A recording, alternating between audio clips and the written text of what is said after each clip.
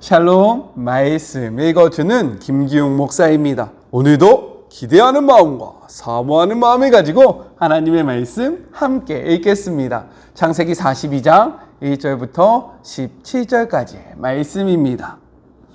야곱이 이집트에 식량이 있다는 소문을 듣고 아들들에게 말했다. 어째서 잠자코 앉아서 서로 얼굴만 쳐다보고 있느냐?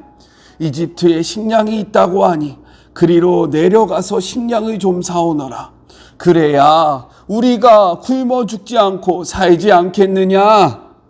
요셉의 형 10명이 식량을 구하러 이집트로 내려갔다.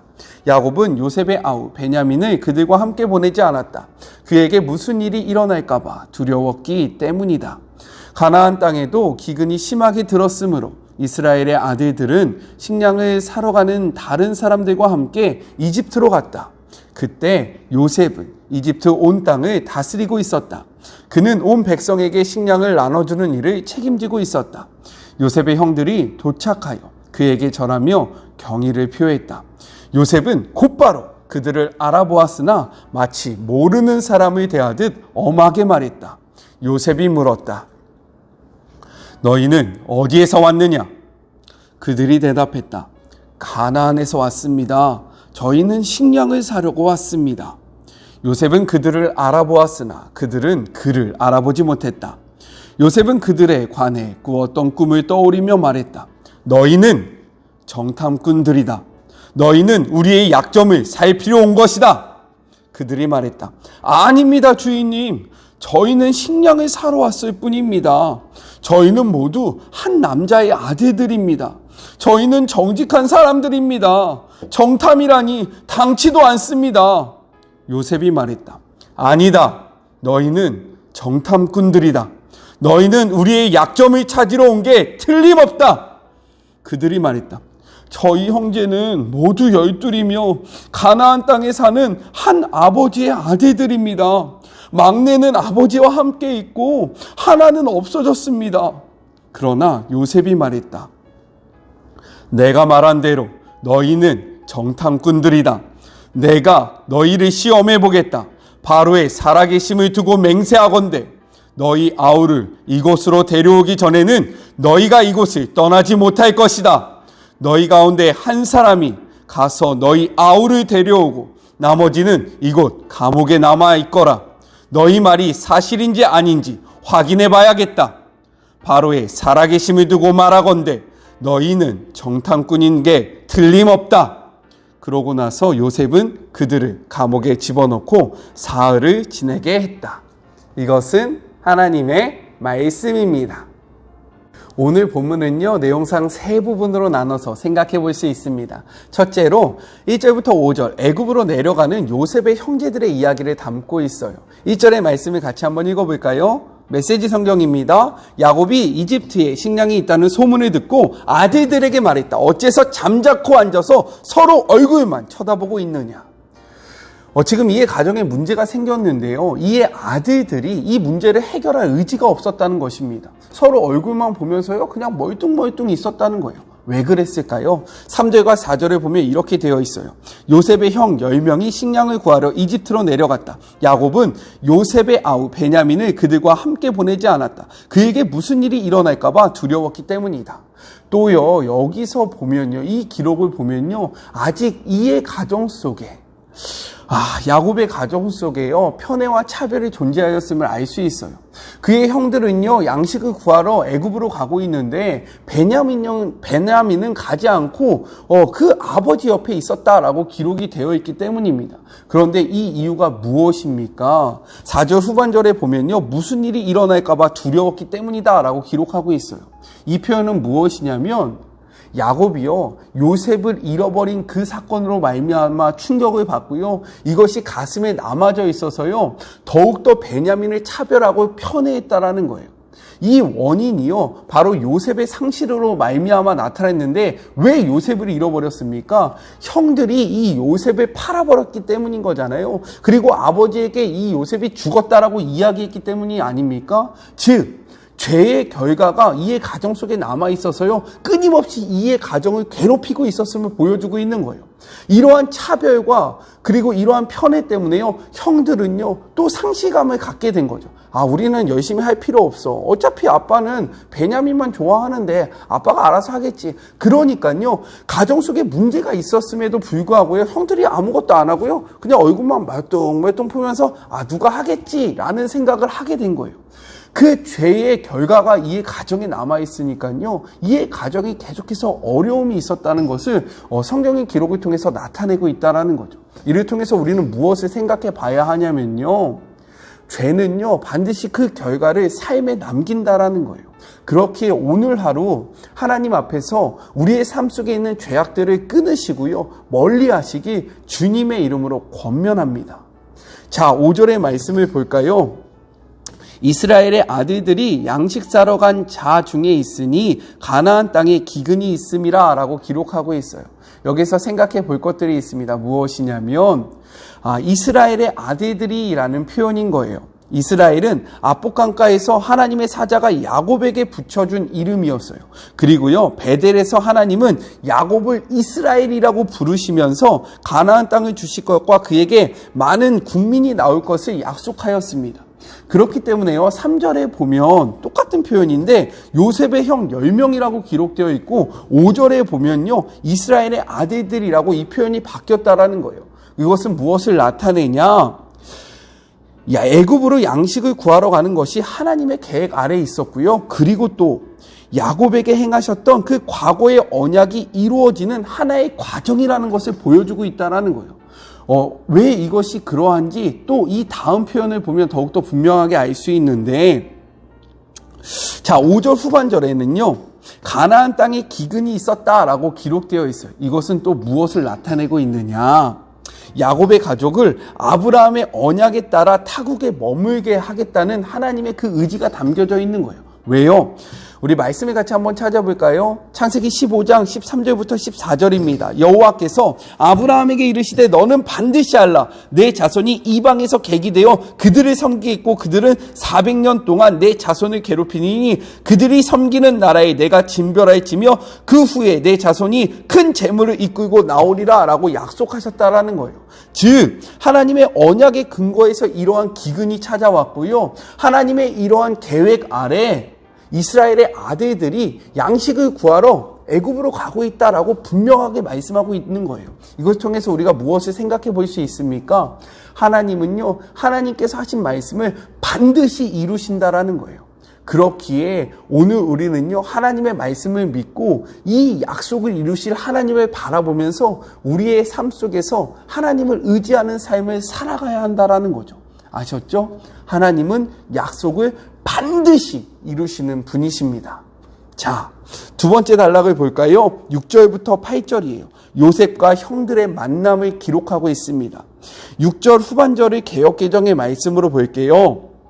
요셉의 형들이 와서 그 앞에서 땅에 엎드려 절하매. 이는요, 20년 전에 요셉이 꾸었던 꿈이 이루어짐을 보여주고 있는 거예요. 자, 여기에서 절하매라는 이러한 표현, 이 단어는요 언제 쓰였냐?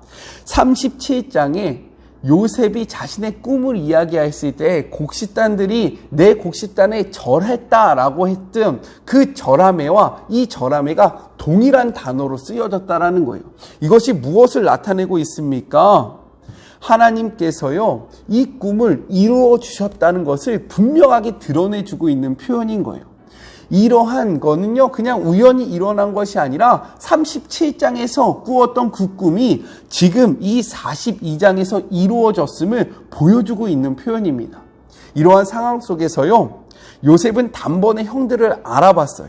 하지만 모르는 척하고요, 근엄한 목소리로 이들을 꾸짖습니다. 왜 그랬을까요? 그것은 20년이 지난 지금 형들이 어떻게 변했는지를 확인해 보고 싶었던 그러한 마음 때문에 그렇게 했던 거예요. 자, 세 번째 단락으로 넘어갈까요? 셋째로 9절부터 17절 형들을 시험하는 요셉 이야기를 담고 있습니다. 9절 전반부는요, 이렇게 기록하고 있어요. 개역개정입니다. 요셉이 그들에게 대하여 꾼 꿈을 생각하고 여기서 생각하다라는 이 단어는요, 단순히 회상을 의미하는 것이 아니라 주의를 기울이다라는 의미가 담겨 있다라는 거예요. 이것은 무엇을 의미합니까? 나타냅니까?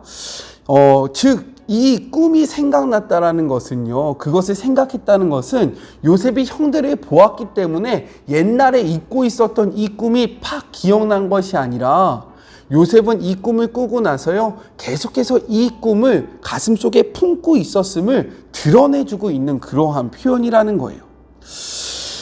이렇게 요셉은요, 하나님께서 주신 꿈을 소중하게 간직하고 있었습니다. 그런데 그 꿈은 어떤 꿈이었어요? 11곡식단이 자신의 곡식단에 절하는 거였어요. 그리고 해와 달과 11별이 자신에게 절을 하고 있다라는 거죠. 그런데 지금은요, 10명의 형제들만이 자신에게 절을 하고 있었다는 것입니다. 마지막 이 꿈을 이루기 위해서 11곡식단을 만들기 위해서요, 요셉은요, 그 10명의 형들을 정탐꾼으로 몰고 있어요. 그런데 이것은 생뚱맞은 이야기가 아닙니다. 왜요? 지금 애굽을 제외하고요, 모든 나라들의 주변에 있는 모든 사람들에게는요, 곡식이 없는 거예요. 기근이 얼마나 심했던지 먹을 것이 없는 것입니다. 만약에 생각해 보세요. 내가 애굽이 옆에 있었던 나라의 왕이었다면 지금 우리나라는 곡식이 없어요. 그런데 애굽에는요, 곡식이 흘러 넘치고 있습니다. 그렇다면 당연히 그 곡식을 약탈하기 위해서 정탐꾼을 보내지 않겠어요? 이것은 그 당시에 있었던 그러한 일들이라는 거예요. 그리고 더욱더 중요한 것이 있어요. 지금 이 말은요, 요셉이 하고 있는데 요셉의 위치가 어떠한 위치입니까? 애굽의 2인자예요. 바로가 이야기했었죠. 너보다 내가 나은 것은 그냥 왕이라는 이 타이틀밖에 없어. 너는 이 애굽을 다 다스릴 수 있고 네 마음대로 할 수 있어. 이러한 존재가요, 지금 형제들을 정탐꾼으로 몰고 있다는 거예요. 즉 너희들을 죽여버리겠다라고 이야기하는 건데요, 이러한 얘기는 단순한 협박이 아니라 실제적으로 이룰 수 있는 그러한 힘을 가진 사람이 이야기하고 있었기 때문에 이 형제들은 두려워할 수밖에 없었고요, 그렇기 때문에 진실을 이야기할 수밖에 없었다는 것입니다. 이들이 막 이야기를 해요. 자신들에 대해서 막 이야기를 하기 시작합니다. 무엇이라고 이야기합니까? 우리는 다 한 형제고 한 아버지 아래에 있다라고 이야기해요. 그런데 왜 우리가 10명이냐면 그 막둥이가 있었는데 이 막둥이는 아버지가 데리고 있고 그리고 한 명의 형제는 없어졌다라고 이야기합니다. 이 없어졌다라는 원어는요, 죽었다라는 말과 동일한 거예요. 요셉은 자신의 그 꿈을 이루기 위해서요, 형제들에게 이렇게 이야기합니다. 아, 그래? 그렇다면 내가 너희들의 그 말이 진짜인지 확인해 봐야 되겠는데, 그렇다면 너 그 아버지 옆에 있는 그 동생 데리고 와. 그렇다면 내가 너가 정탐꾼이 아니라는 거 믿어줄게. 아니라면 너희는 내가 바로를 두고 맹세하는데, 바로의 살아계심을 두고 맹세하는데 다 죽여버릴 거야 라고 선언하고 있는 거예요. 그리고 이들을 감옥에 가둡니다. 3일 동안. 자, 여기에서 바로의 살아계심을 두고 맹세한다라는 것은요, 그 당시 애굽 사람들이 흔히 썼던 그런 맹세의 표현인 거예요. 왜요? 바로는 그 당시에요, 인간이 아닌 거죠. 그들에게 있어서는 신입니다. 그렇기 때문에 자신이 한 맹세가 확실하다는 것을 증명하고 있는 표현이 바로 바로의 살아계심을 두고 맹세하는데 라는 이러한 표현이었다라는 거예요. 즉 내가 확실하게 너희들을 죽일 거야 라는 그러한 근엄한 표현이었다라는 거죠. 자, 왜 요셉은 이러한 일들을 했을까요? 아까 전에도 이야기했듯이 그것은 먼저는 하나님께서 주신 꿈 11곡식단, 10곡식단이 아니라 11곡식단이 자신에게 절하는 그 꿈을 이루기 위해서, 그리고 해와 달, 어머니와 아버지, 형제들을 자신에게로 데리고 오기 위해서 이러한 일들을 꾸민 것이고요. 그리고요, 진정한 회복을 준비하고 있다는 거예요. 왜 진정한 회복이요? 이것에 대해서는 내일 이야기할 것인데 살짝만 이야기하자면요, 감옥에 갇힌 형들이요, 자신의 그러한 일들을 막 이야기하는데 어떠한 이야기를 하냐? 20년 전에 우리가 요셉을 팔았던 것에 대해서 그 죄값을 받고 있는 거다라고 하면서 회개하는 모습이 담깁니다. 제가 한번 전에 이야기했었죠. 무슨 이야기했습니까? 죄의 고백이 있을 때 진정한 회복이 일어난다고 말했잖아요. 이러한 시간을 통해서요, 그의 찢어졌던 가정이 회복되는 시간을 갖게 되었다라는 거예요. 이것에 대해서는 내일 조금 더 자세하게 이야기를 해볼게요. 자, 오늘의 말씀을 정리해 보겠습니다. 오늘 말씀을 통해서 세 가지를 기억해야 돼요. 첫 번째 무엇이냐면 우리의 삶에 있는 죄악을 끊어야 합니다. 왜냐면요, 죄는 반드시 그 죄의 결과가 우리의 삶 속에 남기 때문인 거예요. 두 번째, 하나님은 신실하게 자신이 한 약속을 이루어 가시는 하나님이라는 사실을 기억하시는 그런 복된 하루 되시고, 마지막 세 번째, 요셉과 같이 우리는요, 하나님이 우리에게 주신 그 꿈을 꽉 붙잡으면서 나아가야 한다라는 거예요. 우리 같이 기도할까요? 하나님, 오늘도요, 말씀을 통해서 우리가 어떻게 살아가야 할지에 대해서 말씀하여 주심에 감사합니다. 죄의 결과가 정말로 너무나도 무섭습니다. 그 죄의 결과가 삶에 남는다는 것이 어찌나 무서운지요. 하나님, 우리 안에 있는 죄악들을 우습게 여기지 않게 하여 주시고, 우리 안에 있는 죄악된 모습들을 오늘 이 시간 주 예수 그리스도의 이름으로 끊으며 나아가는 주의 모든 자녀들이 되게 하여 주시옵소서. 또한 하나님은 하나님께서 말씀하신 그 신실하신 약속들을 이루시는 하나님이십니다. 그렇기에 하나님께서 성경을 통해서 말씀하신 이 모든 일들을 이루신다는 것을 우리가 확신하게 하여 주시고, 이 세상 속에서 담대하게 하나님의 자녀된 그 삶을 살아가는 복된 하루가 되게 하여 주시옵소서. 하나님, 하나님이 우리에게 주신 그 꿈을 우리의 가슴 속에 새기는 주의 모든 자녀들이 되기를 소망합니다. 하나님의 그 꿈을 기억하게 하여 주시고, 이 꿈을 이루기 위해서 최선을 다해 노력하는 그런 복된 하루가 되게 하여 주시옵소서. 함께 하실 주님을 기대하며 오늘도 우리와 동행하시는 주님을 바라보며 예수님의 이름으로 기도드립니다. 아멘.